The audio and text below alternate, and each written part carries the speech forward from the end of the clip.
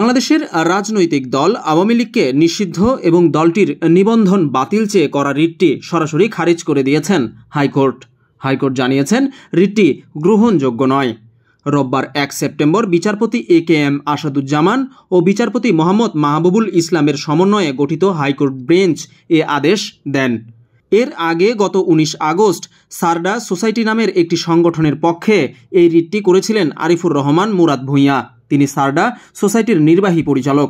পরে গত 27 আগস্ট রিটটির শুনানি হয়। এ সময় রিটের পক্ষে শুনানি করেন মুরাদ ভূঁইয়া নিজেই এবং রাষ্ট্রপক্ষের শুনানি করেন অ্যাটর্নি জেনারেল মোহাম্মদ আসাদুজ্জামান এবং তার সঙ্গী deputy attorney general Redwan Ahmed Ranjib. এরপর পরবর্তী শুনানির জন্য আদালত 1 সেপ্টেম্বর তারিখ দেন। শুনানিতে রিট আবেদনকারী রিটটি নোট প্রেস করার কথা উল্লেখ করে বলেছেন আওয়ামী লীগকে পক্ষ না করা ভুল হয়েছে, আর আদালত বলেছেন রিটটি গ্রহণযোগ্য নয়, এটি সরাসরি খারিজ করা হলো।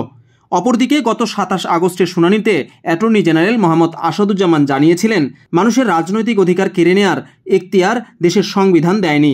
বর্তমান সরকারের অঙ্গীকার মানুষের নাগরিক ও রাজনৈতিক অধিকার নিশ্চিত করা।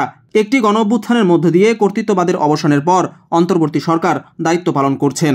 এই সরকার প্রতিহিংসার রাজনীতি করতে চাইবে, কেউ এটি প্রত্যাশা করলে তা গ্রহণযোগ্য নয়, কারণ অন্তর্বর্তী সরকার মনে করে মানুষের নাগরিক ও রাজনৈতিক অধিকার নিশ্চিত করার জন্য রাজনৈতিক দল অন্যতম প্ল্যাটফর্ম।